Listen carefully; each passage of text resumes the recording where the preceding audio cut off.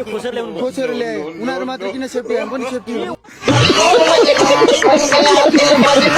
मऱ्यो भन्ने सुने गोली लागेर गोली लागेर भर्खरै त्यस्तो सुन्नेमा त्यही तपाईले आयो प्रहरीको यो खोसेर ल्याउनु भयो। खोसेर ल्याए उनीहरू मात्र किन सेफ्टी हामी पनि सेफ्टी के हो हुन लागेको देशमा कहाँ जाँदैछ देश अब? देश अब राजा आउँछ अनि देश परिवर्तन हुन्छ जबसम्म राजा आउँदैन तबसम्म यो